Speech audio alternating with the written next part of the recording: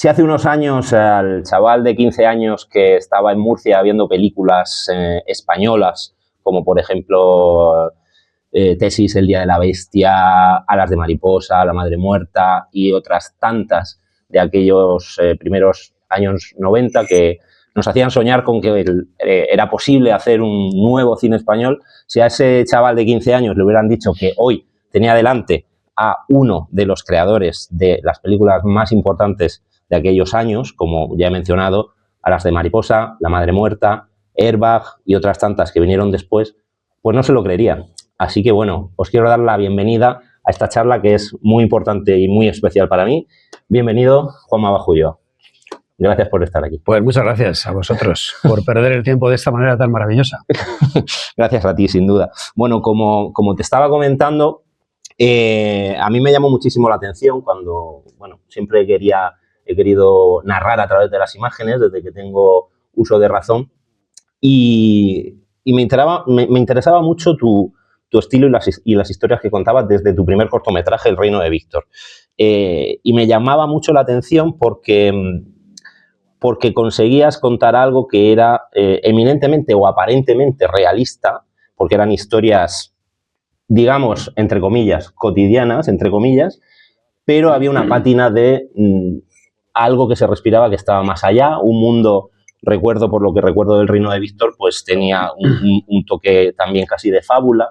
Entonces, me interesa saber quién era Bajo Ulloa o Juanma antes del reino de Víctor, cómo te acercas al cine y cómo surgen esas primeras ideas que en algunas entrevistas te he escuchado decir que tenían un punto casi terapéutico.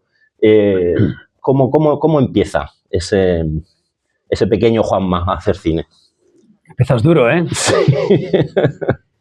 Pues es una pregunta sofisticada, no sé si complicada, pero es sofisticada porque no tiene una respuesta muy fácil. En primer lugar, nunca ha sido un cine racional, es decir, no era alguien que utilizaba especialmente su mente para hacer las historias. Eso era un segundo paso, cómo las construía, cómo creaba esa maquinaria, que creo que es lo que va a acabar siendo el cine. Ahora hay una maquinaria que se llama IA, que construye historias, pero partían de algo que tiene que ver no con lo racional, sino con lo visceral y con lo emocional. Dicho de otra manera, no sé de dónde salía, no sé por qué tenía que contar eso, pero tenía una necesidad de contarlo. ¿Cuál era esa necesidad? Conectar con mis semejantes. Yo tenía una enorme necesidad de expresarme y de conectar con las personas que había a mi alrededor, de explicarme, de decirles, soy así, estoy aquí, apreciadme, y al fin y al cabo es lo que dice cualquier artista, pero tenía un enorme pudor. Lo suelo explicar como un extrovertido atrapado en el cuerpo de un introvertido. Descubro que a través de otros cineastas descubro el cine y descubro que hay un mecanismo por el cual puedo expresarme y puedo conectar con mis semejantes, pero desde la oscuridad. Es decir, puedo prepararlo a solas, en silencio, en la oscuridad, como una fotografía que se revela. Las fotografías se revelan en la oscuridad. Y prepararlo hasta que esté perfectamente preparado para ser expresado y para ser explicado. Y cuando yo esté conforme con lo que he preparado, ponerlo en público para que otras personas conecten conmigo, se emocionen, se ríen de lo que yo he podido expresar. Por eso me resultaba terapéutico. Porque hablar con los demás, expresarte, tocar a tus semejantes, ser entendido, es terapéutico, es lo que todos queremos. Y además el cine tenía una ventaja, que era, quizá era el mecanismo más también sofisticado y más complicado que hay de narración, pero resulta que reunía en una sola arte todas aquellas cosas que me interesaban y me gustaban. Las personas y su mirada, la fotografía, mi padre era fotógrafo, la música, lo que más me apasionaba en el mundo, el espacio, es decir, la arquitectura, el decorado, el vestuario, el maquillaje, todo eso estaba en el cine. Yo cogía todas esas herramientas y podía contar una historia. De tal forma que salían imágenes, salían situaciones que más que salir de mi cabeza y pensarlas, las soñaba, es decir, aparecían ahí. Recuerdo, después del estreno de Baby, hay una escena al principio de la película que ella está dando a luz en una mesa. Sí. Es una yonki y está dando a luz. Y hay gente que me decía, ¿de dónde sale esa imagen? No tengo la menor idea. ¿Por qué está en la mesa? Y digo, no lo sé. Si quieres te lo explico. ¿Qué hace en la mesa? Puedo encontrar, ¿no? Puede encontrar una razón para que esté en esa mesa, ¿no? Una yonki. Pero el origen no tiene. Pero no tengo la menor idea. Solo sé que tenía que estar ahí encima, ¿no? Sola, abandonada, rodeada de objetos y de cervezas que caen al suelo cuando ella pare. Y eso lo puedo aplicar a muchas de las imágenes que han surgido de un lugar que desconozco. De hecho, lo he desconocido muchas veces hasta que los espectadores, la prensa, las personas cinéfilas o apasionadas, como es tu caso, me habéis hablado de ello y me habéis preguntado. Entonces he descubierto o he empezado a pensar de dónde salían y me lo he preguntado. Antes tampoco me lo preguntaba, estaban ahí y punto. Pues fíjate que te has adelantado una pregunta que te iba a hacer después. Suelen decírmelo. Ya vas anticipándote. Por La Madre Muerta también, ¿no? Porque para mí es una película que si... Bueno, digamos que las preguntas son un poquito cronológicas, pero podemos ir saltando de una cosa a otra también. La Madre Muerta, digamos que es una película que está desde la primera secuencia, parece para mí prácticamente un cómic. De hecho, me gustaría hablar de cómic contigo, porque es algo que te he oído mencionar en alguna entrevista, aunque no con demasiado detalle, pero para mí tus películas, incluso los dramas, son cómics. Es decir, la composición, cómo contar de manera muy gráfica una emoción, como lo que has comentado de Baby, ¿no? Y esa era mi pregunta, si los guiones muchas veces los desarrollas más a través de imágenes que de una trama o de una idea principal. Entonces creo que más o menos me has respondido, aunque no sé si siempre es así. Quizás la generación que tú has mencionado de los 90 es la primera generación, al menos en España, que no viene del ámbito únicamente cinematográfico. Creo que la generación anterior venía de un mundo muy literario y, bueno, de otros cineastas, digamos. Mi generación, cuando me empiezan a preguntar en el primer festival al que yo acudo, vamos a decir, de profesionales, cuando me conceden la tarjeta visa de profesional del cine, y yo no sé qué responder, y hay gente que dice, se nota que eres un gran aficionado a la lectura, y yo digo, no es el caso. Claro, no lo entendían, ¿no? Y yo trato de explicarme, como decía antes, y les digo que es que venimos de un lugar que no es el que venía la anterior generación, venimos del cine, venimos del teatro, venimos de la literatura, pero venimos también del cómic, venimos del videoclip. Venimos de ámbitos que no se habían conocido hasta entonces. ¿Cómo coloco yo la cámara? La coloco en función de todo lo que he visto antes y de todas las posibilidades que se abren en mi cerebro, que son absolutamente todas. No sé dónde lo he visto. ¿En un cómic de Batman? En un cómic de Batman de repente había un plano donde la cámara estaba escondida debajo de un agujero y a través de eso se veía la pierna del Joker, como pateaba la cara de Batman. No sé. Lo que sea, eso se quedó en mi cerebro. Creo que compartimos fanatismo por Batman, soy un gran admirador. Claro, lo había visto en esos cómics y lo había visto en el videoclip. El videoclip me había dado también una perspectiva de ritmo, de todo vale para contar. No tengo absolutamente ningún prejuicio, no vengo de ninguna escuela, todo es útil e interesante. No es que todo valga, porque no es que valga todo, muchas cosas están mal y no cuentan lo que quiero contar. Pero mi cabeza está abierta a hacerlo de cualquier manera. Y si tengo que colocar la cámara en un lugar insospechado, lo voy a hacer. Y si tengo que arrancar una página del guión cuando estoy delante de mis actores porque ya veo que no funciona esa página y que lo que estoy contando ya está explicado, la arrancaré. No hay ningún prejuicio, no hay ningún problema. Y eso yo creo que nos da esa conexión con ese mundo más pop y más actual, que luego ya queda pues muy, muy superado, ¿no? Sí, pero me interesa lo que dices porque...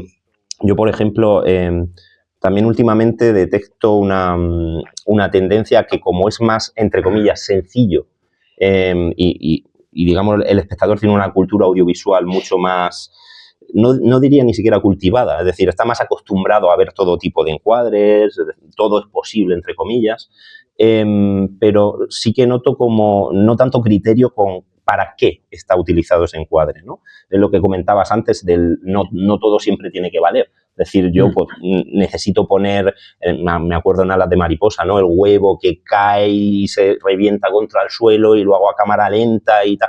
Tiene una finalidad, no es sencillamente por vanidad de decir, mira lo que sé hacer. Sí, no es estética. La estética está al servicio de. Cuando la estética es el fin, lo conviertes en publicidad. Un anuncio muchas veces tiene ese fin, ¿no? quédate mirando la imagen que es bella o que es estética o que es poderosa, pero no hay una intención detrás. En esta intención estética lo que hay muchas veces son símbolos, a veces son metáforas, a veces yo las entiendo y el espectador las entiende, a veces no hay tal cosa, a veces simplemente están ahí y hay una interpretación, ¿no? ¿Para qué sirve una araña, ¿no? ¿Para qué sirve una mariposa? ¿Para qué sirve un caballo blanco? Pues conectan con cosas que tienen que ver con una información ancestral que tenemos dentro y que nos llevan en una dirección emocional, ¿no? Y luego hay una connotación, pues si estudias, no sé, la simbología de los insectos, por ejemplo, pues te van a decir que la mariposa es la inteligencia, la metamorfosis, no sé, todo eso está también detrás. Pero jugar con eso nunca tiene que ser frívolo para mí. Tiene que ser, y si es frívolo, tienes que decirlo.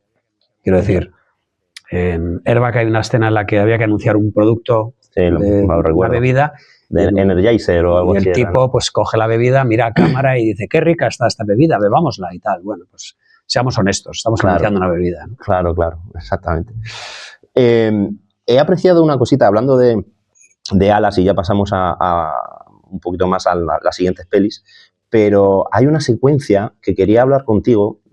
Yo en mi canal de Instagram y tal tengo una sección que se llama Mi secuencia favorita, y donde intento interpretar un poco qué hay detrás de eso, ¿no? Es decir, intento hacerlo sin ningún tipo de verdad absoluta porque no la he dirigido yo. Pero siempre pensando en Alas de mariposa tenía las ganas de coger una secuencia donde están comiendo y Tito Valverde tiene una botella justo delante de la cara, ¿no? Y sin ningún tipo de sentido coge la botella y la quita, ¿no? Como si de manera consciente tuviese una interposición ahí, ¿no? Y necesitase estar presente en la secuencia. Y luego vi esto repetido en Airbag con Rosa María Sardá, que también tiene delante como una especie de, no sé si es un calabacín, no sé, que luego también haces la broma de que tiene un hueco para que se le vean los ojos, etcétera. Entonces me resulta muy interesante si en el segundo caso eras consciente de que estabas repitiendo, entre comillas, ese recurso que utilizaste, pero con un tono completamente diferente, ¿no? Sí, hay un juego, en muchas películas mías hay un juego con el humor, es decir, no me puedo resistir al humor, ¿no?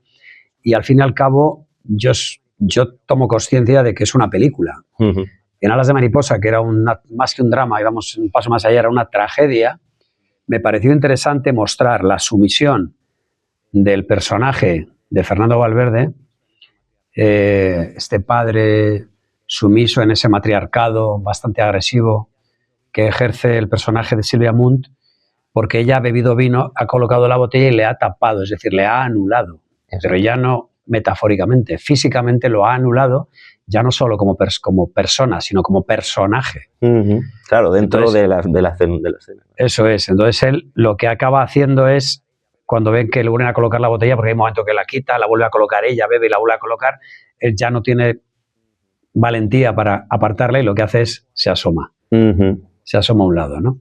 Entonces estamos jugando con los personajes y con las personas. Estamos jugando con ya no el personaje de este hombre, de este Basabe se llamaba, sino estamos jugando ya con el actor que lo está haciendo y con esa sumisión. Y en Airbag jugamos más con el ego, también con ese truco, pero hay un momento en el que la cámara está siguiendo a un montón de personajes que son los padres de los protagonistas y está Rosa María Sardá y hay un objeto decorativo pues, muy interesante, que es muy estético, pero que molesta a la actriz, que es Rosa María Sardá. Exacto. Y hay un momento en el que ella se asoma y, harta de tener que asomarse para que se le vea la cara, en la siguiente secuencia le ha hecho un agujero y así la cámara la ve directamente. Entonces, básicamente estamos diciendo, hay una película, hay una cámara y estamos filmando a estos actores, ¿no? Dejémonos de juegos. Es un juego el cine, pero no lo ocultamos, ¿no? Pasa lo mismo en el culebrón de Amor Obsoleto. Sí, de Airbag, sí. De Airbag también, que bueno, hay un culebrón y el culebrón, pues que el micrófono le da en la cabeza a Javier Bardem. Hay un técnico, un atrecista sentado en el suelo y cuando la cámara hace así y sale en cuadro se tapa la cara para evitar... Son personajes que no deberían verse, pero estamos diciendo, hay un rodaje, hay técnicos y hay errores, ¿no? A mí me interesa muchísimo, de hecho, cómo introduces el humor, ¿no?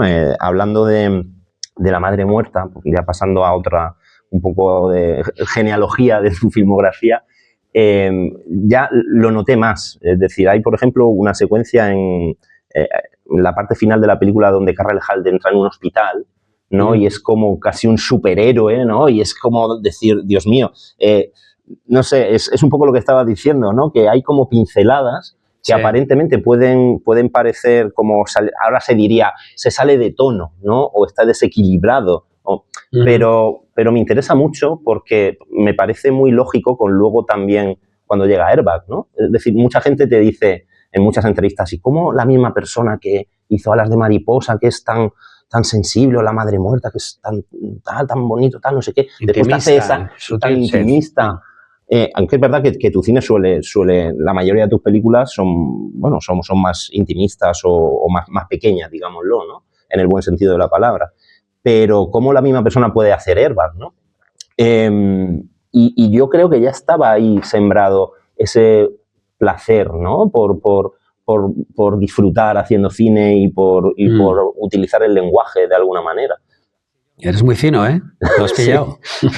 Lo has pillado. Sí, yo creo que es lo que dices, estaba ahí, ¿no? Es decir, la persona que va a hacer Airbag y que se divierte tanto con la creación o con los personajes y con las situaciones, y que juega con las situaciones, ya estaba jugando incluso haciendo drama o haciendo thriller, ya estaba jugando con la cámara, ya estaba jugando con los personajes, ya estaba jugando con las situaciones.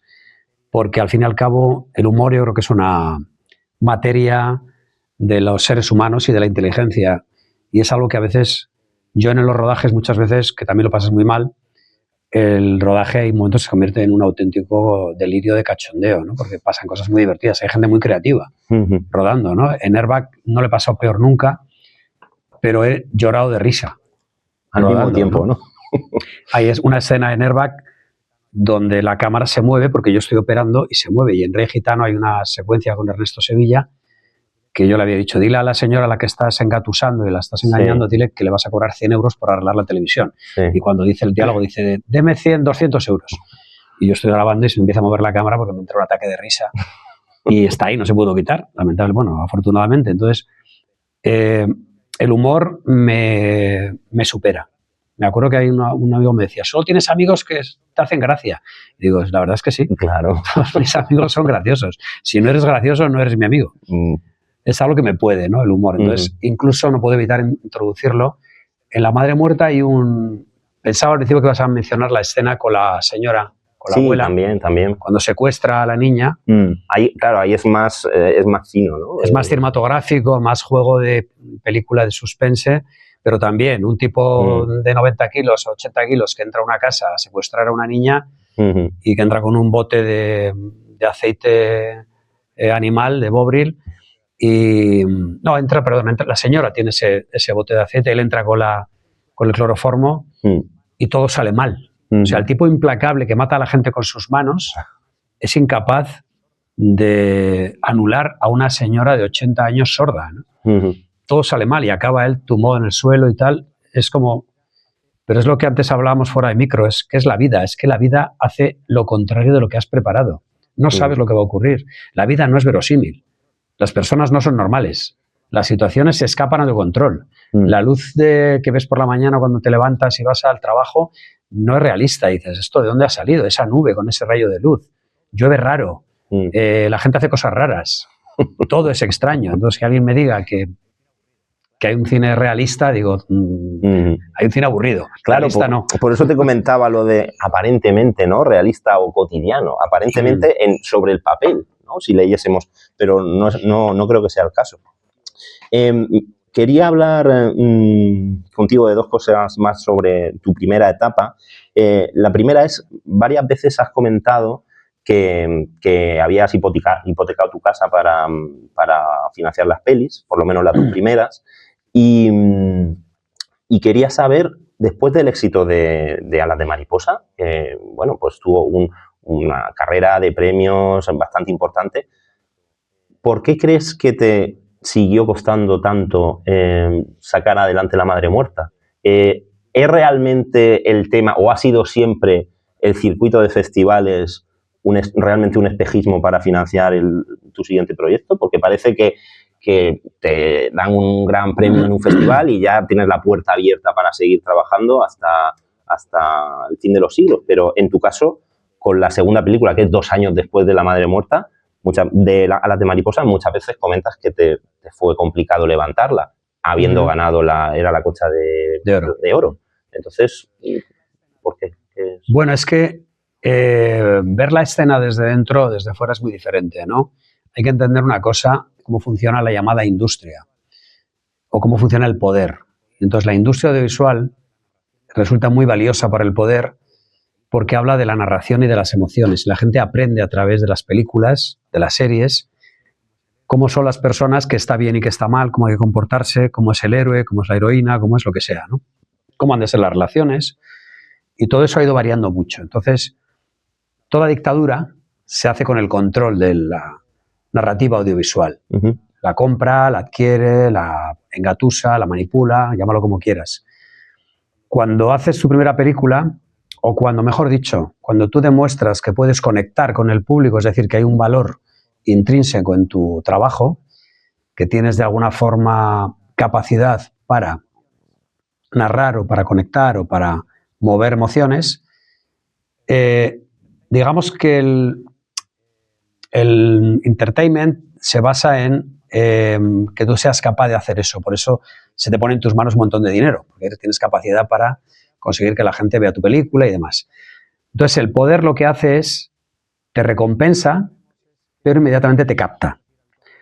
Entonces, lo que vemos es que lo que solemos decir habitualmente, vulgarmente, es le han comprado o esta persona se ha vendido, solemos decir, ¿no? Se ha vendido este artista. ¿Por qué se ha vendido? Porque le han comprado. No te podrías vender si alguien no te quisiera comprar. ¿Cómo se te compra? Se te compra con facilidades. Se te compra haciendo que tu camino sea más fácil. ¿Y cómo se te compra también? Haciéndote ver que si no eres comprado, tu camino va a ser extremadamente difícil.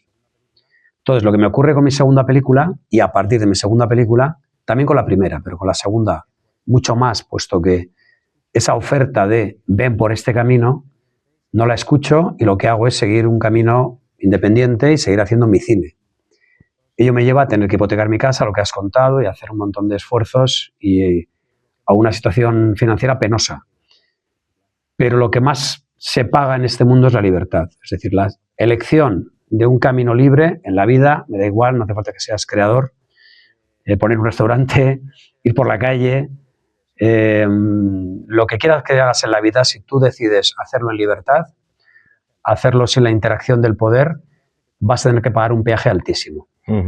Y ese es el peaje que te hacen pagar y que yo tuve que pagar, pues recibiendo unas notas de prensa nefastas con La madre muerta, prácticamente no teniendo distribución de la película, muy pocas salas, siendo obviado en los grandes premios. Claro, fuera no había esta situación porque yo era un nuevo, quiero decir, iba al Festival de Venecia o al de Montreal tal, y yo no estaba en esa situación porque el cine o la industria del cine nacional ejercía esa presión sobre mí, pero fuera no sabían quién era.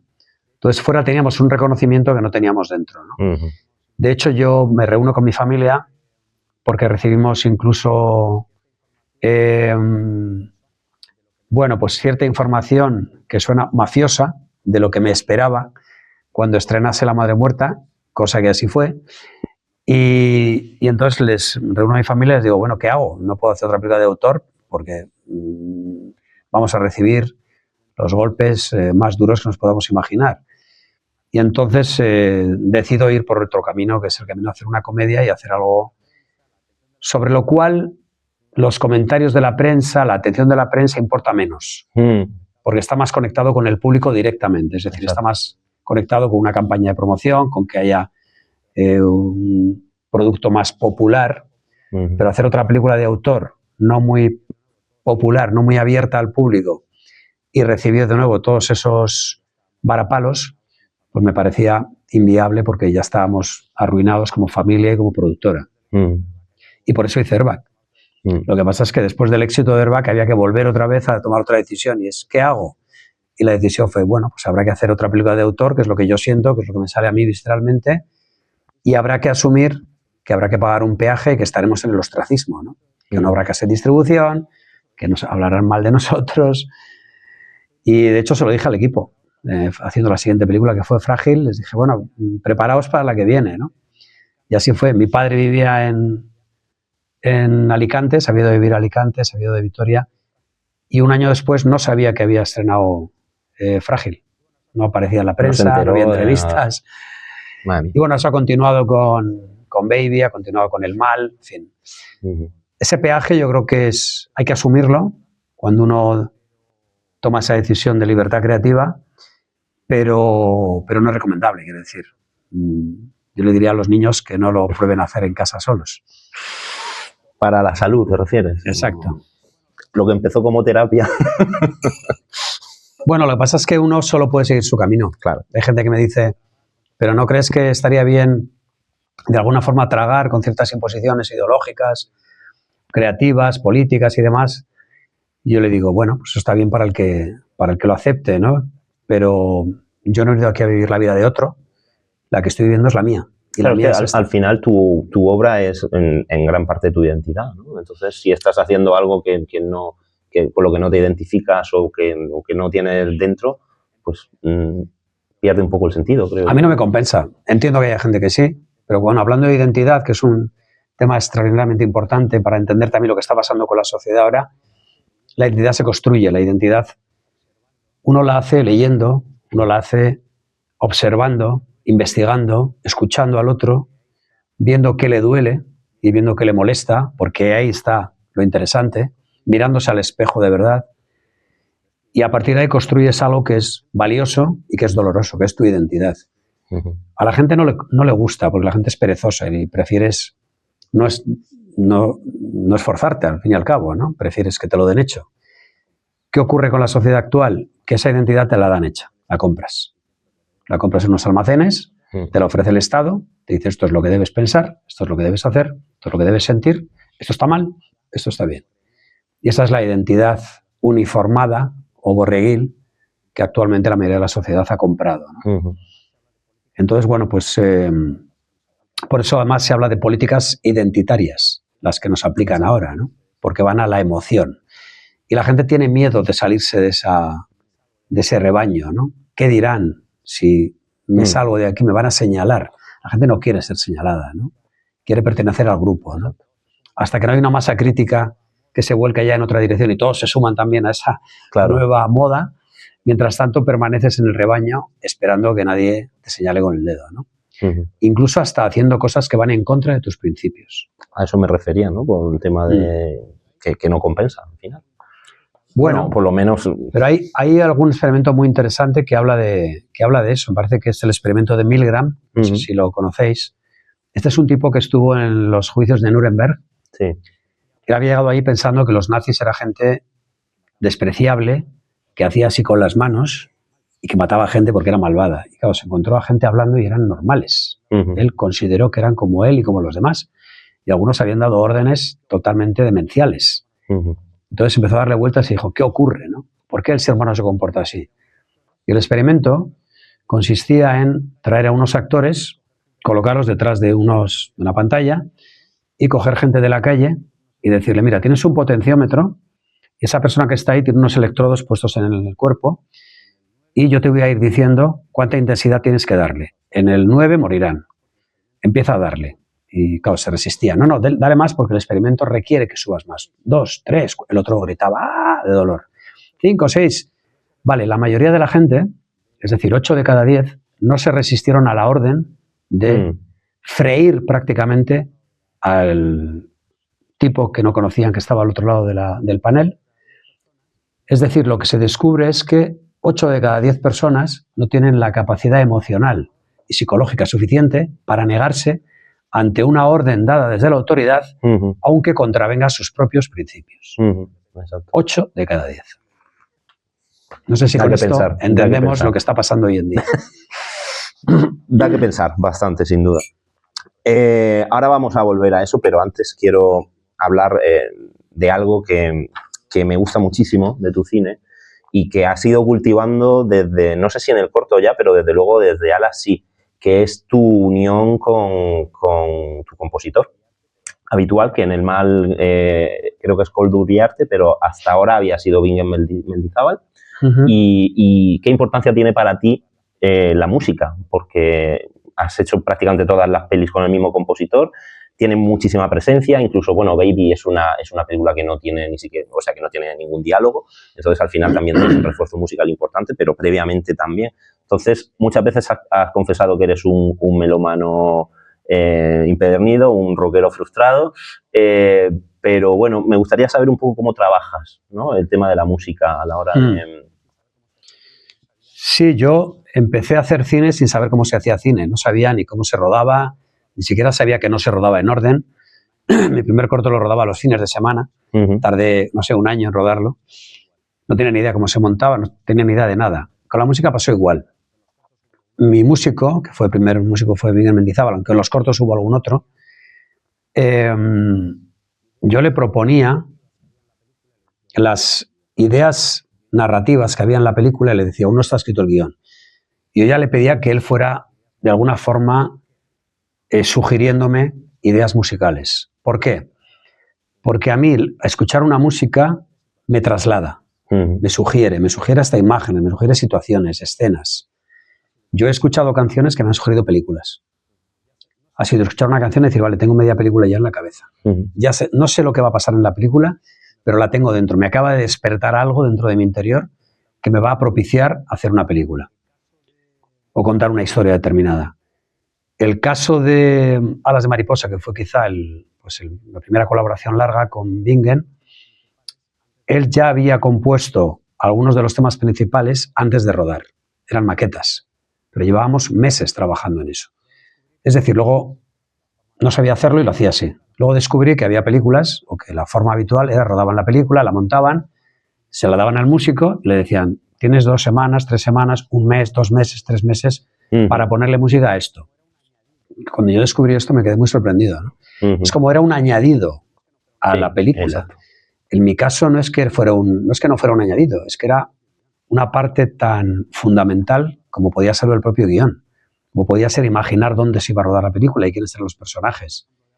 De tal forma que algunos de los temas, el tema principal, por ejemplo, de Alas de Mariposa, que estaba compuesto en maqueta, y yo tengo ya cuando empiezo a rodar, en alguna secuencia, hay una secuencia en un aula, con unas niñas que le roban el folio en blanco a la protagonista, a Amy, y el boli y el lápiz, y ella se queda sin nada y al final se levanta y ella recupera su folio, se empodera, dirían ahora, se pone a dibujar una mariposa maravillosa.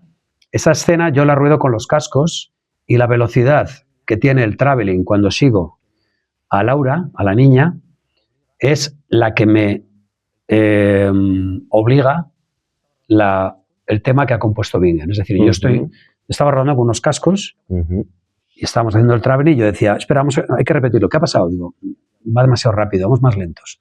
Va demasiado lento, vamos más rápidos. Y había algún técnico que decía, esto es una normal, ¿no? De hecho, efectivamente lo era, ¿no? Pero eso propició que luego la escena estaba ya montada, es decir, ya funcionaba, no había que hacer cosas extrañas para que aquello encajase. Claro, el ritmo interno iba propiciado, ¿no? El ritmo era ir rodando otras escenas, pasaba exactamente lo mismo. Yo ya sabía cómo funcionaba esa música, yo sabía lo que generaba, lo que sugería, lo que propiciaba, y creaba algunos planos escuchando esa música. Eso lo he seguido haciendo en La Madre Muerta, en Airbag un poco menos, las comedias un poco menos, por supuesto en Baby y en El Mal. La música de Baby, que es la última colaboración con Bingen Mendizábal, donde ya se incorpora Koldo Uriarte, nos llevó más de un año. Y El Mal creo que incluso más. Hemos estado un año encontrando el leitmotiv de los 4 protagonistas de la película. 3 más la hija de Sandra, la hija de la protagonista, que es un tema de amor con su pareja. Eso había muerto en el cine. El cine ahora es atmosférico y se crea unos sonidos, unos ruidos. Mucho menos melódico. Eso es. Y poner melodías es fascista. Y tener un trípode es fascista. Aquí tenemos, ¿no? Dios mío. El formato panorámico también es totalmente sospechoso. Ahí tiene que ser cuadrado y tal. Pero a mí me parece absolutamente maravilloso cuando yo reconozco a un personaje con las 4 notas que están sonando y digo, esta es la persona. Que luego cada vez que aparece ese personaje no suena la música, evidentemente, y nunca suena igual. Hay infinitas versiones y muchos matices y se te abre todo un abanico de posibilidades de cómo mostrar ese personaje con ese leitmotiv. Pero es un juego maravilloso que a mí me sigue entusiasmando y que es un proceso muy largo. Es apasionante, a mí me apasiona.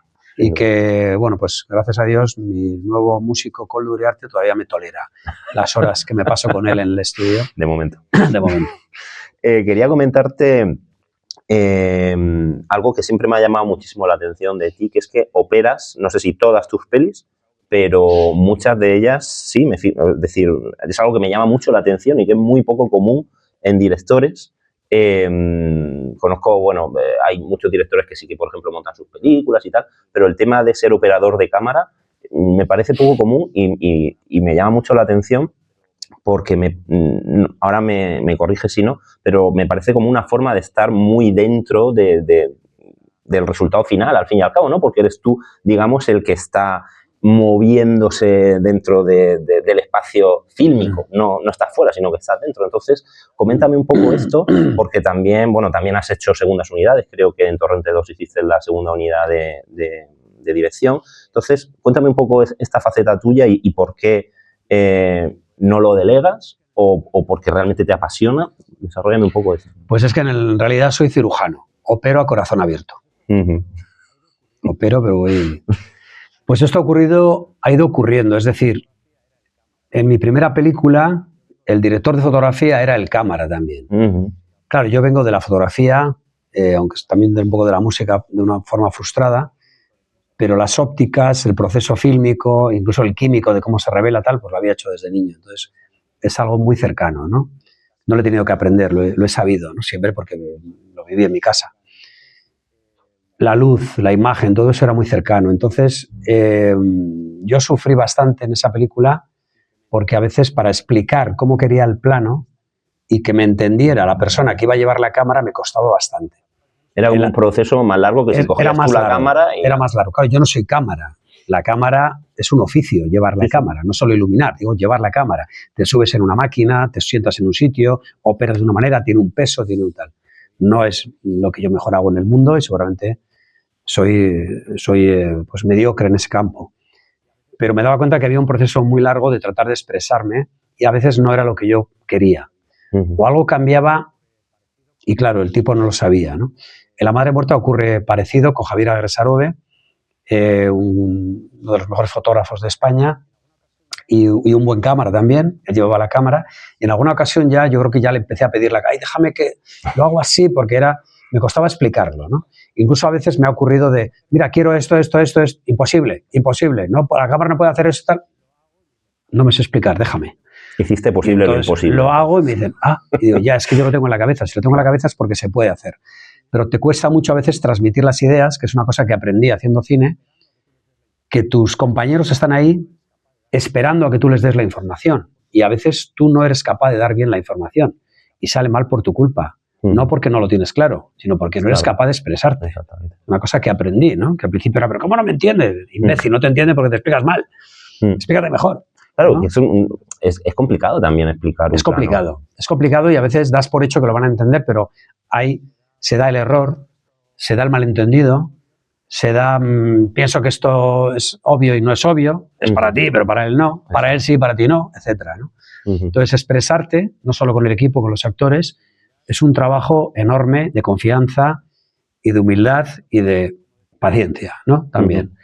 Y entonces yo he ido poco a poco, como decía, ya en la tercera película cogí más en Herba, que es gracioso porque hubo 4, un solo director de foto, pero 3 o 4 segundo operador, que es el que lleva la cámara. Fuimos despidiendo a unos cuantos porque era todo muy duro.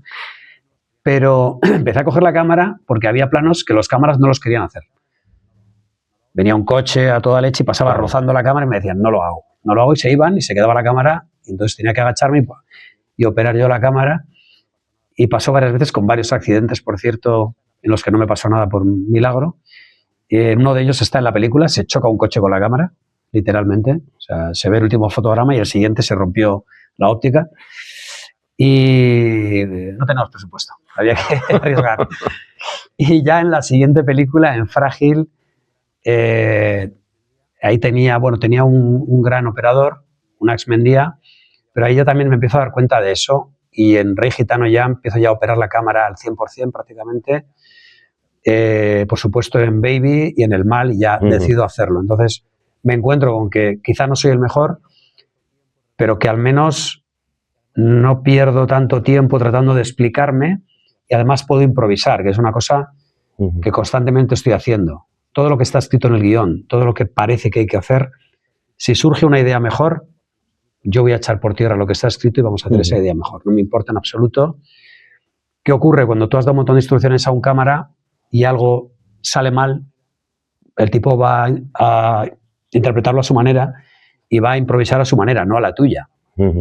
Y eso a veces me hacía penoso, ¿no? Claro. Digo, pero ¿cómo no te has ido a la mano? Si has visto, pues nadie me ha dicho vaya a la mano. Joder, era obvio, ¿no? Era obvio para ti, imbécil. Exacto. Hay una escena, por ejemplo, en El Mal, que creo que explica muy bien esto que estoy contando, y es una secuencia que llama a la madre, Elvira, a su hija, que se ha escapado de casa, y está con su novio viviendo en su casa. Es una secuencia que empieza en un teléfono, le llama a su madre, ella está tocando el handpan, deja el handpan, coge el teléfono, habla con su madre, la cámara va moviéndose durante un minuto, va hablando con la madre, intenta convencerla que vuelva a casa, en realidad la está engañando, luego lo descubrimos, spoiler, y aparece el novio, la besa y tal. Vale, eso acababa ahí. Y era yo el cámara. Cualquier operador hubiera, vale, hemos acabado, cortamos. Pero yo noté que la actriz estaba tremendamente emocionada y metida en el papel. Entonces me quedé callado, continué operando, ella se fue a tocar, dejó el teléfono, cogió el handpan y se puso a tocar, a improvisar. Me fui a sus manos, siguió tocando el handpan, vi que se desmoronaba, me fui de nuevo a su cara y se puso a llorar. Entonces apareció que eso no estaba planeado. Para nada. Apareció Aritz Cortabarría, que es el novio, y la agarró y tal. Y María pues se hundió, pero como persona ya, no como actriz. Pero yo estaba grabando todo eso. Si no hubiera habido más que instrucciones, se hubiera acabado la escena ahí y hubiéramos perdido una secuencia absolutamente única, porque no podíamos repetirla. De hecho, ya no se pudo repetir eso. Ocurre una vez y no ocurre más, ¿no? Me gustaría preguntarte, después de Airbag, hiciste, varios cortometrajes, ¿no? Es decir, has sido también prolífico en el tema del cortometraje, y como intuyo que probablemente esto lo veo en varios cortometrajistas, yo también soy cortometrajista, me gustaría saber un poquito tu opinión respecto a qué lugar tiene actualmente el corto, ¿no? Porque es verdad que antes había un circuito de festivales de cine. De hecho, quiero recomendar desde aquí un corto que Juanma rodó en el Festival de Cine de Terror de Donosti en el 94. ¿No? Es tuyo, ¿no? Que lo he encontrado en YouTube. Uno que sale Santiago Segura y Carra y tal. Semana de Terror de Donosti. Sí, Semana de Terror de Donosti. Me he quedado, digo, esto no lo conocía yo. Era un promocional de la Semana de Terror. Sí, pero está como ficcionado, ¿no? Acabamos haciendo un montón de gansadas. Sí, no, pero es muy gracioso. Pero ¿cuál es tu opinión actualmente? Porque realmente siguen teniendo un espacio en los festivales. ¿Qué opinas? Igual no estás tan metido ahora, pero me interesa tu opinión. No estoy tan metido, pero lo que puedo decir es, ya lo pensaba cuando hacía cortos, es que el mecanismo, la industria, el espacio del cine es tremendamente injusto con la creación que no encaja con el formato. Es decir, si tú haces un libro de 400 páginas, lo vendes en una librería, pero si haces un cuento de 50 páginas, lo vendes en una librería. No lo llevas a una librería pequeña. En cambio, el cortometraje, por alguna razón que nunca he entendido, está en otro lugar. Están como los festivales serios, profesionales, donde va la gente que ha sido bendecida, y luego están unos festivales donde van los cortos como si fuera una especie de lugar de menos relevancia, solamente por el hecho de toda esta gente que habla de discriminación y de tal, solamente por el hecho de durar menos. O sea, no estamos hablando de las cosas mal hechas van aquí. Vale, lo entiendo. Hay un cine más profesional y un cine menos profesional. No, ahora es, pues es un sitio donde las películas duran menos de 60 minutos, duran 10, 5 o 20, ¿no? Nunca lo he entendido, ¿no? No entiendo por qué no simplemente se respeta en la misma medida el cortometraje y el largometraje, y lo que se convierte en filtro es simplemente la calidad.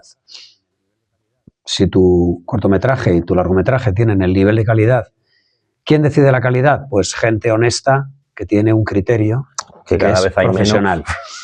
¿Qué ocurre? Que eso, y volvemos ahora al panorama actual, o está desapareciendo o ha desaparecido tanto en los festivales de largometraje como en los de cortometraje, y todo se ha ido a un extremo ideológico, ¿no?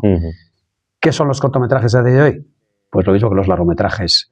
Mecanismos de propaganda ideológica aplaudidos, subvencionados y apoyados por el sistema. Y los cortometrajistas, que deberían ser pues creadores libres que le tocan las pelotas al sistema, pues son aplaudidores profesionales del sistema, cosa que nunca he entendido, porque un creador debería ser lo contrario de alguna manera, o una parte importante de los creadores debería ser lo contrario, buscarle las cosquillas y, bueno, y precisamente sacarle los colores al de arriba, ¿no? Pero básicamente están contentos de pertenecer a esta élite propagandística y adoctrinadora, ¿no? Y bueno, lo que siento es pena, no puedo sentir. Sí, no, y es que es muy frustrante, porque realmente aquello que en teoría era una puerta, ¿no?, para ir un poquito más allá y tal, incluso eso que como tú dices, por lo menos si es un espacio un poco más underground, pues que por lo menos esté permitido desahogarse un poco y ser un poco creativo, ¿no? La disidencia creativa. Más allá, exactamente. Quería hablar de algo que normalmente no se habla tanto en las entrevistas contigo, y es de Rey Gitano. Rey Gitano es una película, otra peli gamberra, que si no recuerdo mal es de 2015. Y yo he visto como hay cierta similitud, o sea, es decir, para mí 2015 de alguna forma es el año donde todo muchas cosas cambian por completo. Y de hecho me sorprende mucho que pudieras hacer esta peli, pero muchísimo. Sí. De hecho yo soy penoso con los años, pero también creo que fue el último Torrente antes de la última de Santiago Segura, el Torrente 5, creo que fue en 2014 o 2015 también. Y a partir de entonces es como que ya está como mega prohibido hacer bromas. Y bueno, Rey Gitano es una gamberrada máxima, pero también tenemos que saber y que entender que bueno, que es una comedia, que es una caricatura y que realmente a mí me parece que fue una película injustamente maltratada y que no tuvo prácticamente ninguna repercusión. Y me gustaría conocer un poco tu sensación con esto como creador y como, no sé, es decir, es una peli que tiene bastantes hallazgos, que tiene, no sé, coméntame un poco este aspecto. Sí, es muy interesante porque un creador yo creo que tiene que ser un observador. Yo hago películas porque dedico tiempo a observar, a entender, ¿no? Alguna vez he explicado que no he venido a este mundo a hacer películas para señalar con el dedo, juzgar o criticar, sino para mostrar. ¿Qué ocurre? Que a veces mostrar la realidad hay gente que le molesta. Entonces te llaman crítico, te llaman lo que sea, o cosas peores que se llaman ahora. Pero realmente es muy interesante cómo ha sido el proceso de nuestra sociedad y en concreto el proceso de destrucción social y cultural que ha habido en España, ¿no? A través de la política. Cómo la política ha ido destruyendo a la sociedad ha caído en la trampa de la política, cómo los partidos políticos han hackeado la democracia hasta destruirla absolutamente, como es lo que vivimos ahora, en un estado absolutamente mafioso, un estado donde los partidos simplemente nos explotan para intereses supranacionales y para sus propios intereses personales, mientras la ciudadanía se destruye. Y esto empezó hace varias décadas. Veníamos de una dictadura de los 50, los 60 y demás, donde había un edificio que era el edificio de la censura, y había unos funcionarios que cortaban las películas físicamente, ¿no? Y a partir de los años 75 en adelante, 80, 90, se abre esa puerta. Hay grupos de poder que manejan el cotarro, que manejan, vamos a decir, la industria audiovisual, deciden quién rueda, quién no rueda, qué se rueda y tal, pero están más relacionados con esos grupos mediáticos, no tanto con la política, y eso se va acentuando por una ingeniería social que todos sabemos que viene de Estados Unidos, se aplica primero allí, en las universidades, todo lo que está en las universidades americanas luego se aplica en las españolas, a pie juntillas, se repiten las consignas, esto que llaman el wokismo, pues es heredado y es exactamente lo mismo. Ahí están obsesionados con la raza, aquí con la sexualidad y con el feminismo, pero básicamente es lo mismo. Van aplicando, en esa aplicación de esa doctrina ideológica que se convierte en religión, primero han de acabar con la religión, con el pensamiento espiritual o con la creencia que tiene la gente, que es la religión católica, el cristianismo, llámalo como quieras, por eso hay permanentes ataques y confrontan todo el rato. Si pones las noticias verás, son malvados los cristianos, puedes escupirlos, puedes estar. Y se alimenta este otro credo de la ideología woke o ideología postmodernista. Llegamos al año 2015, cuando llevamos más de 10 años recibiendo este adoctrinamiento prácticamente omnipresente en los medios de comunicación, a través de los partidos políticos, y la gente ya empieza a estar muy adoctrinada. Entonces yo noto, a partir de los años principios de los 2000, cómo las noticias permanentemente están dándonos una ideología de género, ideología antifascista, todas estas chorradas que dicen, y que la gente se la va comiendo. La gente tiene muy poco pensamiento crítico, lo que hablábamos de la identidad. La gente va comprando esa identidad y se expone de un modo omnipotente, es decir, está permanentemente. Pones las noticias todos los días. Abres un periódico, vas por la calle. En el País Vasco es enfermizo, ¿no? Señalando a los hombres blancos, a los heteros, tal, como si fueran delincuentes, etc. Y diciendo cómo hay que pensar, lo que hay que sentir. Esto se va haciendo extremo. Y yo calculo que a finales de la década de los 2010, empezamos ya 2012, 14, 15, ya está asumido por la población. Ya la población se ha convertido en autocensora. Y los creadores ya viven en una cárcel mental. Este uniforme ideológico ha sido comprado por la población y la gente no se ha dado cuenta. Creen que están en el lado bueno de las cosas. Ya no lo ponen ni en duda. Yo recuerdo y ya estaba preparando Rey Gitano y digo, uy, estoy en las últimas. Claro, porque esto tendrá un proceso, ¿no? ¿De qué año más o menos venía? Un par de años, por lo menos, o 3. Como 2010, 2012, más o menos. Eso es. Entonces yo haciendo la película digo, vale, no la voy a poder rodar. Y si la rodo no la voy a poder estrenar. Estaba como diciendo, esto se acaba. Se va estrechando ese marco de libertad y de expresión y prácticamente cuando estrenó la película se ha cerrado. Ya a partir de ahí yo creo que ya no hubo más. ¿Qué ocurre? Que el público ya estaba también muy adoctrinado, no solamente eran los medios, porque había comprado ese mensaje que ahora en el 2024-2023 ha empezado a cansarse y a decir, estoy hasta las narices de que me vendáis esto y de que me manipuléis. Pero durante esos años, esa ideología creada para la atomización social, para que nos matemos entre nosotros, para destruir las comunidades sociales, no hay familia, no hay amigos, tu amigo es un facha, tu amigo es un rojo, lo odio a muerte, no me puedo reunir con mi cuñado porque en Nochebuena porque nos mataremos. Eso lo han conseguido. Y eso se ha conseguido y nos ha convertido en máquinas de comprar, en bulímicos de consumo, ¿no?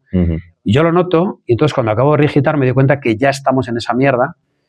Y lo noto, me acuerdo, un dato muy interesante para mí es el día del pase preestreno en Vitoria. Detrás de mí había invitado a algunos amigos. Uno de ellos, por ejemplo, era un tipo al que yo había sacado de los bares borracho 20 veces, nos habíamos fumado 1000 porros y éramos pues dos golfos. Sí. 2 golfos de Vitoria. Era un tipo que había hecho muchas cosas que no se pueden contar ni en este canal.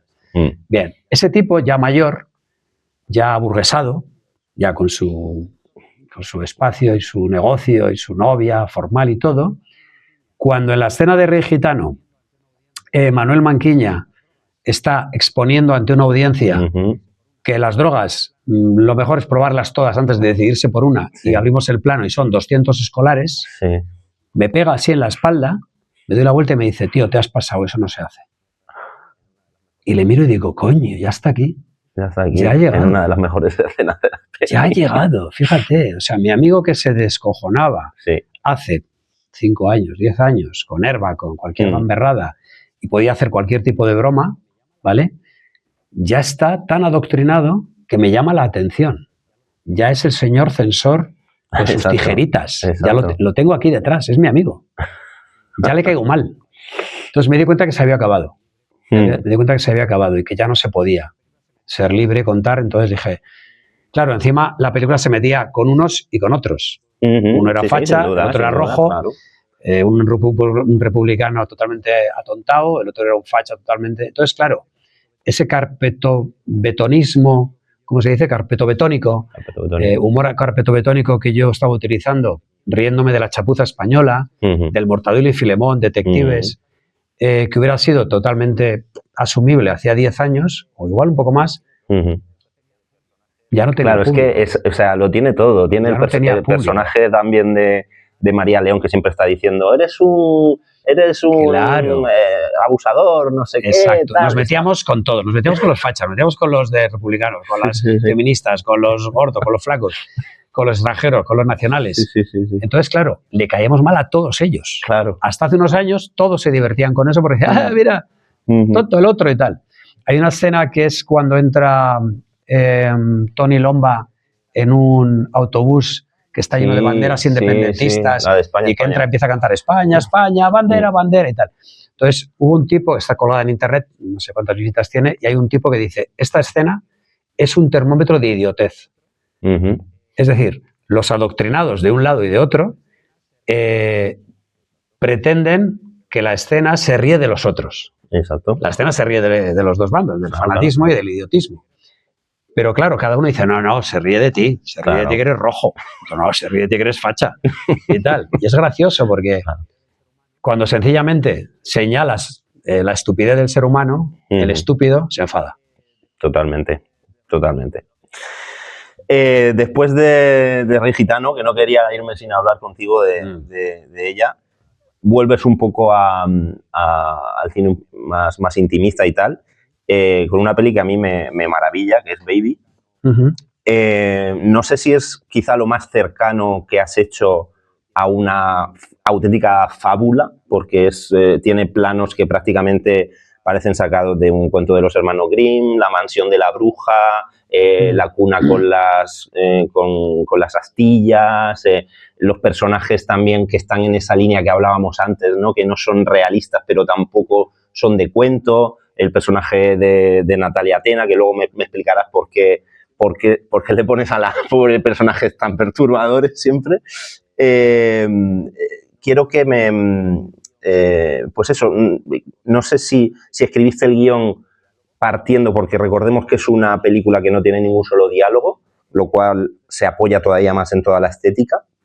No sé si escribiste, volviendo una vez más al principio de la entrevista, partiendo de la imaginería y por eso no tiene ningún diálogo, si fue a propósito y no pusiste ningún diálogo, si tenías algún diálogo y lo quitaste, o cómo fue el proceso. Yo le contaba en otra entrevista que yo había mencionado en alguna entrevista de los años 90, me decían, ¿cuál es tu película ideal? Y yo decía, mi película ideal sería hacer una narración sin un solo diálogo.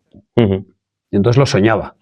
Ni siquiera sabía si se podía hacer, ni si iba a estar dispuesto y iba a tener capacidad para hacerlo. Y sin rótulos, aclaremos, ¿no? Porque no es cine mudo, es decir, no tiene aclaraciones. ¿No? Eso es. Porque hay gente que dice, no, es cine mudo. No es cine mudo porque la gente habla, es decir, mete el sonido que hace cualquier persona, y están los sonidos de los guturales o los lloros, o el sonido del campo, o el sonido de las personas cuando caminan o cuando tocan cosas. Simplemente lo que no hay es diálogo.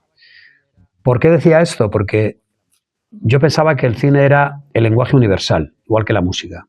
Y un lenguaje universal no debería tener diálogo, no debe tener idioma. Dije, voy a hacer la película Sin Patria. Y la película Sin Patria es una película universal, y la película universal se sustenta en las herramientas que te da el cine, que son la luz, la oscuridad, la música, el silencio, la mirada, el vestuario, el espacio, el decorado que tú mencionabas. Con eso tengo que ser capaz de contar una historia sin tener que añadir ni una palabra. Además, como narrador, también me molestaba, en cierto modo, tantas escenas, tantas películas, donde noto que el creador no confía en su pulso narrativo y acaba explicándomelo con un diálogo. Nada, no te voy a nombrar porque son compañeros y yo nunca lo hago, pero alguna película que se me ha arruinado con alguien explicándome lo que ya estaba viendo, ya había entendido, subrayando, ¿no? Con y era maravilloso. Y digo, no, que no hablen, por favor. Y hablan y dicen, mierda, la cagaron, ¿no? Y a veces repitiéndolo para que lo entendamos perfectamente. Entonces, ese miedo a la comprensión, esa falta de confianza en el espectador y de alguna forma esa manipulación de vete por aquí y no pienses, ¿no? También me molestaba. Entonces dije, bueno, voy a hacer esa película con la que he soñado, que es una película en la que el cine es, de alguna forma, respetado hasta el punto de confiar en él en su máxima expresión, de que va a ser capaz de narrar la historia sin ninguna ayuda, sin ninguna explicación. Empecé escribiendo pocos diálogos, fui tratando de sustituir los diálogos con narración, fui eliminando y al final llegamos a rodar la película con un puñado de diálogos. Y en el montaje eliminé esos diálogos, no quedó ni uno. Quedó la película limpia, absolutamente. Y recuerdo que en alguna televisión donde no me nos compraron los derechos dijeron, imposible, la película no se podrá entender. No tiene diálogos, la película no se entiende. Yo decía, bueno, veremos si se entiende, ¿no? ¿Y qué ocurría? Que era una película que podía ver prácticamente cualquier espectador, pues un ruso, un chino, sin tener que hacer ningún esfuerzo más que mirar y escuchar y sentir la música, sentir los ambientes, el silencio a veces, que era tan notorio y que daba ese miedo a veces. Y cuando me hablas de los cuentos, en realidad la necesidad de hacerlo con esa estética y con esa esencia del cuento es porque el cuento de alguna forma profundiza en el alma humana. Es decir, cuando tú ves Caperucita Roja, Patito Feo, Cenicienta, esos son los miedos del ser humano, están ahí, no hay más. Son 4 o 5 cosas que nos aterrorizan, que están muy metidas en nuestra alma y que lo único que hacemos es repetirlo los creadores. Pero la esencia de la narración está en los cuentos. Un niño lo entiende, por eso son cuentos para niños, pero lo entiende un niño, lo entiende un adulto. Entonces me agarro a los cuentos y me agarro a esa estética, pero como tú dices, no suelo hacer nada fantasioso. Por muy tremendo que sea lo que estoy contando y por muy brutal que sea la imagen, para mí tiene que ser verosímil. Me tengo que creer eso que estoy viendo. Los personajes de esta película, algunos son extremos, pero lo que hablábamos antes al micrófono cerrado. ¿Conoces a alguien normal? ¿Conoces a alguien que no sea extremo y que no haga cosas rarísimas? ¿Conoces alguna situación en la que ocurra lo que esperabas? La vida no es predecible, ¿no? La vida no es aburrida, la vida es maravillosa, es un milagro permanente para mal y para bien, ¿no? Y las películas, al menos las mías, hablan de eso. Respecto a una peli tan visual, hay algo que me interesa muchísimo, ¿no? Porque cuando estás en un proceso de preproducción de una película, no sé si en tus anteriores pelis, pero en esta que es algo tan visual, no sé si dibujas o si, digamos, te haces algún tipo de mood board o buscas referencias, aunque no sean, sencillamente para que la película siga viva dentro de ti antes del rodaje, ¿no? Porque es un proceso muy largo. Para los que no vean y no lo sepan, pues puede estar a lo mejor, yo qué sé, 3 años, 4 en la preproducción de una peli, ¿no? Y claro, cuando tienes textos o si eres más literario, leyendo el guión puedes, digamos, coexistir con la peli, ¿no? Pero una película tan visual como Baby, no sé si tienes algún proceso de creación previo visual. Realmente está todo en la cabeza. Se me daba bien el dibujo de niño, era una de las cosas que yo hacía, hasta que mi padre me amenazó con llevarme a una escuela de dibujo para dedicarme a ello. Y lo dejaste para inmediatamente siempre. Lo abandoné como buen rebelde sin causa y dejé de dibujar. No se me daba mal y a veces tomo notas y hago diseños o hago bocetos, sobre todo mucho con los créditos de la película, que siempre son manuales, siempre son artesanales, siempre están hechos por mí o por alguien que, tanto en La Madre Muerta, en Las de Mariposa, en El Mal, en todo, siempre los he dibujado yo. Los pósters, los carteles de la película también los hago yo, porque cuando tengo el póster de mi película, tengo la película, ¿no? Ya sé lo que voy a contar, ¿no? Pero en este caso tuve una colaboración extraordinaria, igual que hablo de mis músicos, de Koldo y de Bingen, que han trabajado conmigo durante un año antes de acabar una película.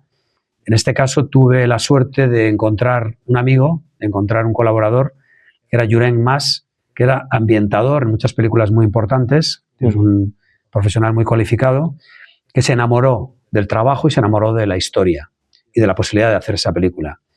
Y durante un año, aunque él vivía en Barcelona y yo en Vitoria, no dejamos de hablar de la película y de la estética de la película. Buscábamos la casa, cómo iba a ser la casa, nos costó un montón encontrar la casa. Hablábamos de dónde escondían al bebé que habían robado, en qué lugar. Y yo decía, no es una cuna, no pueden esconderlo en una cuna, no. ¿Qué te parece una ensaladera en Mandava? Nos llamábamos. Sí, se me ha ocurrido otra idea. ¿Qué te parece en un jarrón no sé cómo?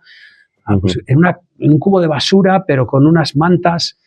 Y así nos tiramos pensando y pergeñando, haciendo diseños, haciendo dibujos. Yo le decía, dentro de la casa ha crecido un árbol. En la parte más alta, y se creó ese árbol que aparece en la película, en la mansión. Todo aquello fue un proceso larguísimo, y el proceso de rodaje también fue tremendo, porque la casa hubo que cubrirla de vegetación. Claro, es que está... Y al cabo de 2 semanas se había secado toda. Hubo que volver. No lo regabais. No se podía regar porque era vegetación arrancada que colocábamos ahí. Tuvimos que volver a rehacer. O sea, fue un trabajo del equipo de decoración increíble. Y un buen día me llamó y me dijo, mira, te voy a contar mis últimas 5 ideas para dónde puede estar el bebé. Y me dice una, y digo, pues está bien, tal. La otra, bueno, no está mal, pero no sé. La tercera, bueno, no está mal tampoco. La cuarta, me dice, bueno, y la última, ya por decir cosas, un nido de una cigüeña. Y le digo, ¿perdona? El nido de una cigüeña. Digo, ¿cómo no se nos ha ocurrido antes, tío? Exacto. Las cigüeñas traen los niños. Claro. Es el nido de una cigüeña. Ahí está el niño dentro de unas mantas.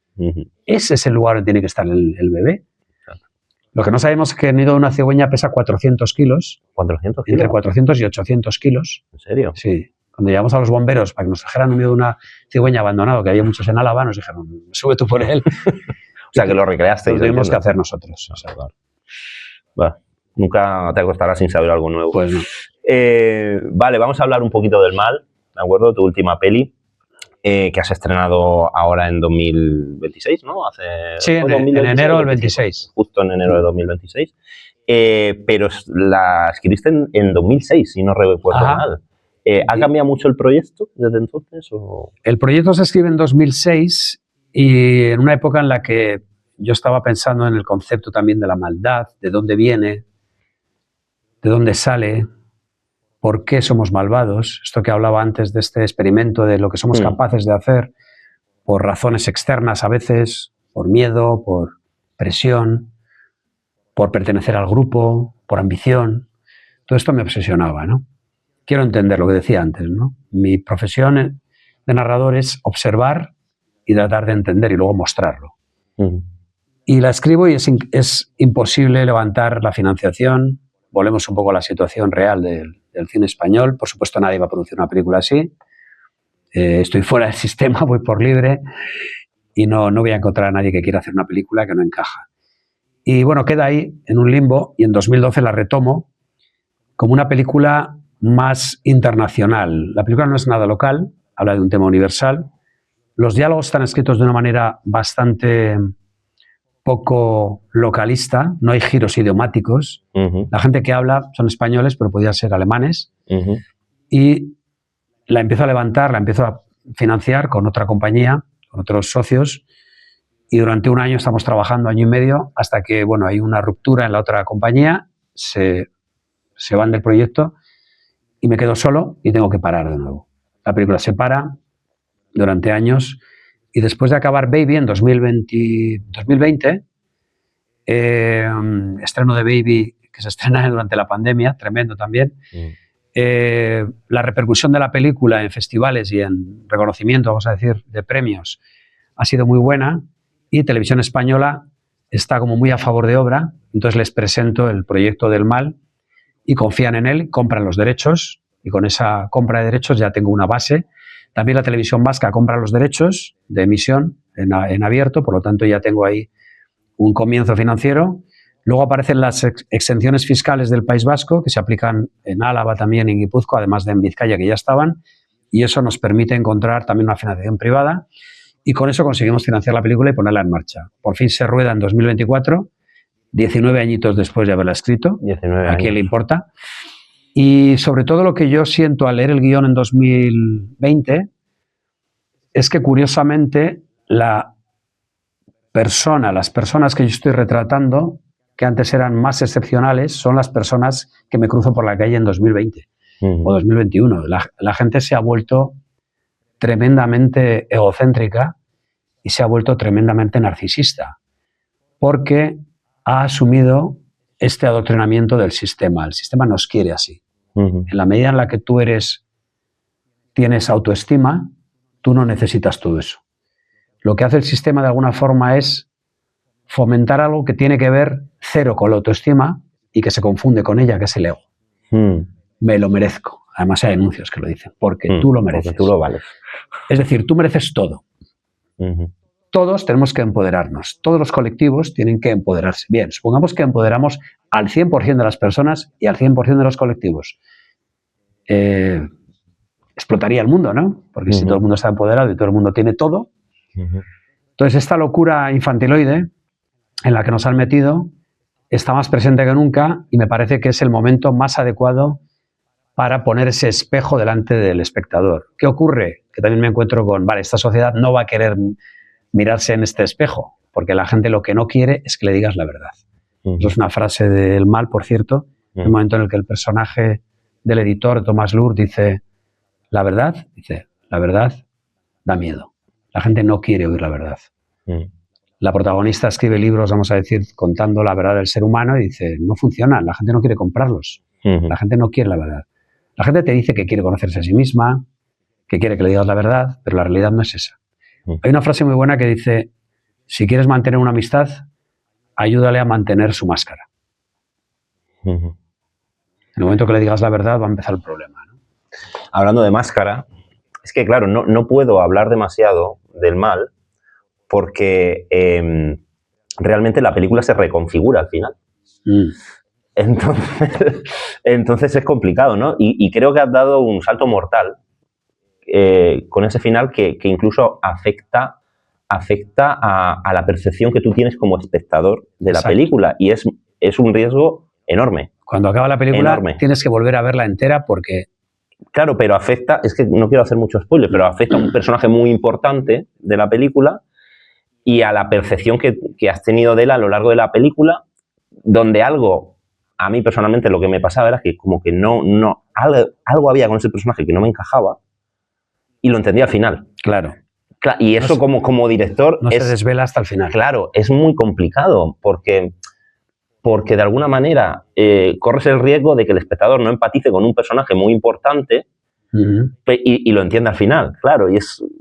No sé, ¿cómo trabajaste esto con la actriz? No vamos a decir exactamente quién, pero con la actriz. La actriz que era Belén Fabra. Ya hemos hecho spoilers de quién es la actriz Belén Fabra y la actriz Natalia Tena, ambas actrices. La verdad es que tuvimos situaciones en las cuales ellas se sentían que necesitaban un apoyo de dirección, porque es muy difícil que tú le expliques todo el dibujo a la persona que tienes delante. Es decir, no le queda más remedio que confiar en ti. Y había momentos en los que decían, pero estamos haciéndolo bien, vamos por buen camino, y yo decía, no os preocupéis. Evidentemente yo estaba aterrorizado, claro, pero no lo puedo decir. No, ¿vale? Menos a ellas. Esto puedes borrarlo, ¿no? Exacto. Lo recuerdo desde mi primera película. Me acuerdo cómo venían 50 personas a preguntarme, ¿qué hacemos ahora? Yo tenía muy claro, pero en realidad estaba aterrorizado, porque tengo que dar respuesta a 50 personas, algunos eran 10 años, 20 años mayores que yo tenía que explicarles lo que yo quería y a veces no sabía explicarlo.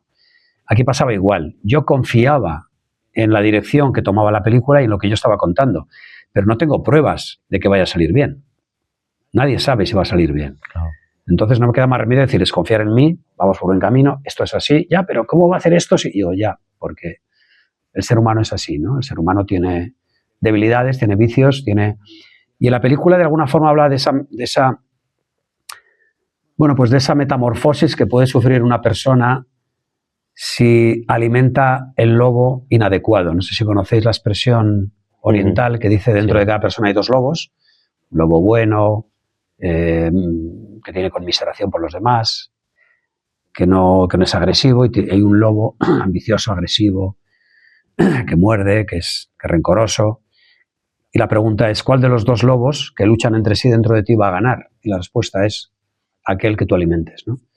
Aquí pasa eso, ¿no? Lo que contamos en la película es como un personaje alimenta sus debilidades, sus vicios, sus ambiciones más oscuras y se va a un extremo determinado, y el otro, que igual tiene una naturaleza más perversa, justamente gracias a alimentar el amor, el aprecio que alguien le ha puesto en ella, empieza a irse hacia la luz. En la medida en la que tú asumes que tienes un lado oscuro, que tienes una sombra, la puedes iluminar y la puedes sanar. En la medida en la que tú niegas, que sientes miedo, que sientes envidia, que sientes resentimiento, que sientes odio, que querrías dar una paliza a tu vecino o al tipo que se cruzó delante tuyo con el coche, en la medida que tú niegas ese sentimiento, estás ocultando una parte absolutamente real de ti y las posibilidades de que lo sanes son inviables, es imposible. Solamente asumiendo que hay un lado oscuro, asumiendo tu propia debilidad, tus errores, tus temores, tus vicios, es cuando estás en condiciones de sanarlos, que es justo lo contrario que nos están diciendo permanentemente en los medios, ¿no? En los medios lo que nos dicen es el otro es el malvado, ¿no? El otro ya no es tu adversario, sino es tu enemigo. Respecto a la exhibición del mal, porque mucha gente, incluso cuando hice el vídeo de redes, me dijeron, ¿dónde se puede ver? Tal, no sé qué.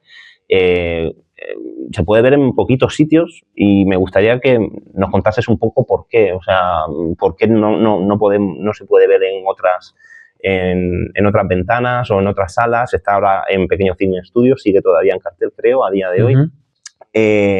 Pero esto te hace pensar que, entroncando un poco también con todo el tema plataformas, ventanas de exhibición, etcétera, que hay, digamos, una alternativa a las salas de cine, que está... ¿Cómo ves todo este tema? Nosotros hicimos el mal para verla en cines. Es una experiencia atmosférica, climática, es decir, vas a recibir en esa liturgia que es ir al cine y dedicar tu atención y tu tiempo, que es lo más valioso que tenemos, únicamente a la creación de esos artistas que se han esforzado mucho en colocar esa luz, ese vestuario, esa música, esa imaginería, esa narración, esa expresión. Vas a estar conectado y vas a comulgar. Y es probable que te lleves algo a casa, que puedas reflexionar y te conviertas en otra persona. De alguna forma, matices tu personalidad gracias a eso, como me ha pasado a mí con tantas películas que he visto y que me han hecho meditar sobre quién soy y sobre lo que me estaban contando, que era valioso. En la medida en la que tú esa experiencia la vas a realizar en tu casa, ya no digamos los que la realizan con el móvil y a doble velocidad, exacto, lo que estás haciendo únicamente es, bueno, depende mucho del matiz, ¿no? De cómo la ves mientras haces la comida y ves Facebook, o la ves sentado en tu casa con una gran pantalla, apagas la luz y no te molesta a nadie, vale. Lo replicas todo lo que puedes. Hay una diferencia, ¿no? Y no es lo mismo. Pero básicamente estás perdiéndote esa experiencia y lo que estás haciendo es simplemente llenar tu vacío. Y es muy diferente. La gente que quiere llenar su vacío no lo va a llenar. Noticia. Lo siento, chicos, no vais a llenar su vacío.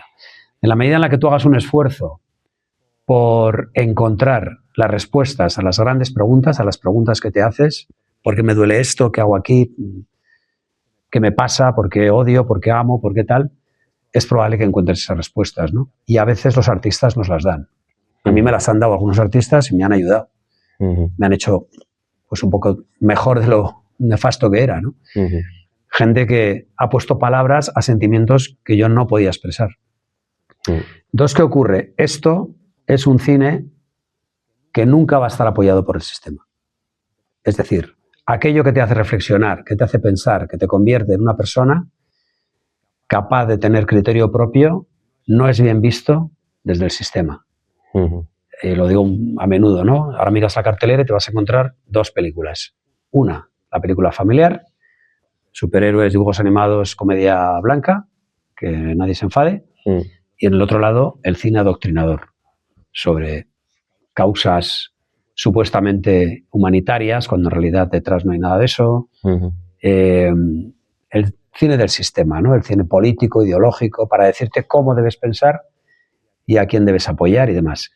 Y en medio, el cine que yo pienso que era el de la clase media, el cine que nos ha convertido en las personas que somos, que nos ha hecho pensar, que nos ha hecho entender incluso cómo se hace cine, prácticamente ha desaparecido, igual que está desapareciendo la propia clase media, ¿no? Entonces esta película sencillamente no encaja y cuando la estrenamos pues no encontramos ni distribución, prácticamente tampoco hay medios hablando de ella. Las entrevistas que me hacen a mí porque dicen a ver si dice alguna burrada y nos da un titular. Por eso me hacen entrevistas, no porque les interese mucho. Hay excepciones, por supuesto, y hay gente honesta y notable, ¿no? pero básicamente es eso. No vas a encontrar una distribución abierta y una distribución interesante porque no encajas en ningún lugar, y la exhibición exactamente igual. Entonces, pues gracias al apoyo de gente cinéfila y entusiasta, como es el caso de Pequeño Cine Estudio, pues hemos pasado los 3 meses en cartel y bueno, en un lugar donde la gente va a ver cine, ¿no? Y a tener una experiencia humana, crear una atmósfera y crear un clima que yo creo que además lo notamos en los coloquios que hemos hecho después, que hemos hecho pues tanto en los festivales, no hemos estado en Argentina, en Nantes, o en Pequeño Cine Estudio, en otros lugares, en Vitoria, también en la Cinemastea, coloquios que tienes que cortarlos, no se acaban, la gente no se quiere ir, empiezas a hablar y la gente pregunta y esto, y de repente te das cuenta que les has abierto una puerta dolorosa, pero que, bueno, es la que yo quiero que me abran a mí, ¿no? Hay una frase de Frágil, no es una frase, es que la película empieza con esta cita de Maquiavelo, ¿no? Que es algo así como todos ven lo que parece, nadie sabe lo que eres, o algo así creo que era, sí. que pusiste ahí al principio, que me interesa mucho, que me impactó mucho cuando vi Frágil, que es una peli que muy poca gente conoce y que... Todos ven lo que pareces, pocos notan lo que eres. Sí, exacto, que habla un poquito sobre el tema de la... Es aplicable a la sociedad actual. Por eso la quería decir, y porque no había hablado de Frágil, que para mí también es como una especie de Ecuador en tu carrera de alguna manera, ¿no? Después de Airbags, ¿es de 2004, Frágil, puede ser? 4 o 5. 2004. Y no sé si estoy en lo cierto, pero es posible que esté rodada ya en digital, Frágil. Está rodada en 16 milímetros. En 16 milímetros. En Super 16 milímetros. En Super 16, vale, pues ahí ya me he colado. Pero es una peli que me parece muy especial y que me lleva... tu productora actual, ¿no? Tiene el sello de Frágil. No sé por qué elegiste, porque marcó algo especial en ese momento y te has quedado ya con ese nombre. ¿Tiene alguna simbología especial para ti? O... Bueno, lo he explicado un poco antes, que después de Airbag, o después de La Madre Muerta, viendo la que nos caía encima como creadores con una intención de ser independientes, y tener que hacer Airbag para evitar esa presión y ese desprecio realmente de la industria, vuelvo a tener que hacer una película personal y digo, bueno, pues ya puestos, no lo vamos a ocultar. Esto es una película frágil, es una productora frágil, nos pueden destruir. Claro, es que la elección del nombre me pareció muy acertada. Sí, el cine que hago es frágil, no está bajo un paraguas mediático, no tengo nadie que me proteja y van a intentar destruirme de una manera o de otra, simplemente a veces obviándote, es decir, no hablando de ello, ¿no? Y además hay muchas anécdotas, tanto en Frágil como en otras películas. Bueno, en La Madre Muerta hay una maravillosa, que es que el programa Días de Cine viene a Venecia, la película está seleccionada en Venecia, viene a Venecia, hacen un programa de 1 hora sobre Venecia y no nombra a La Madre Muerta. Muy bien. Es fantástico. Lo mismo que ahora en Cannes, ¿no? Es difícil de superar. Y con Frágil ocurre parecido. La película habla sobre la enorme presión que reciben especialmente la sociedad, pero las mujeres más, por tener un estándar estético determinado. Hay una epidemia de bulimia y de anorexia entre las jóvenes. Se hablaba del 90%, algunas hacían dieta o tenían algún tipo de problema importante. Yo digo, mira, esto es un tema muy importante porque es lo que dice Maquiavelo, parece que importa lo que pareces, no lo que eres.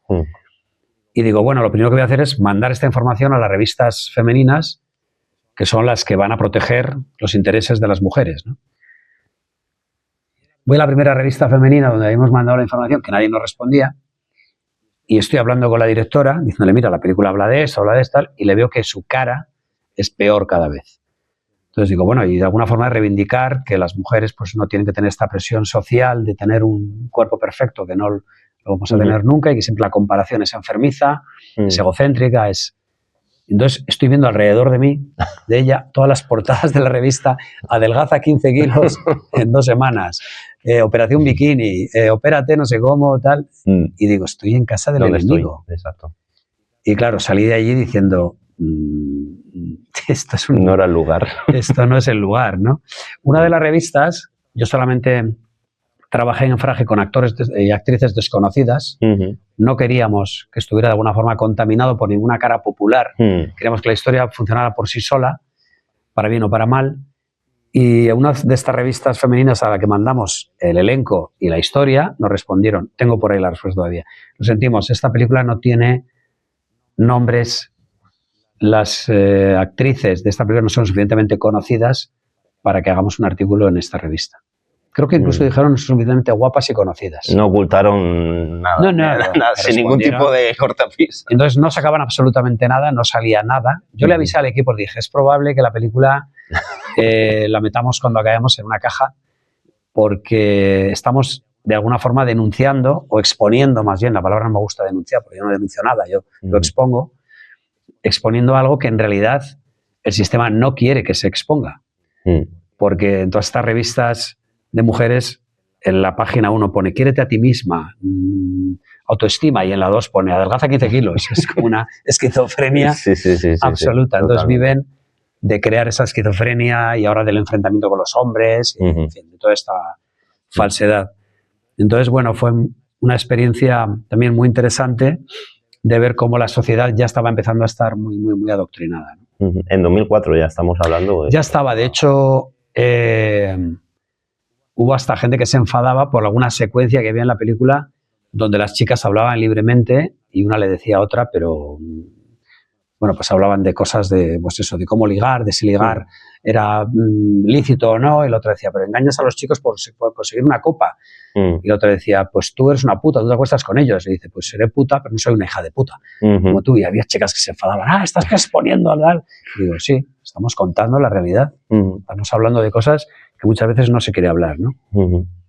No me quería, ya te digo, dejar de Frágil en el tintero, porque es una peli que me gustó mucho. La vi en cine, en Murcia, en un cine de Murcia, así que allí sí que llego. Bueno, y vamos a ir ya terminando.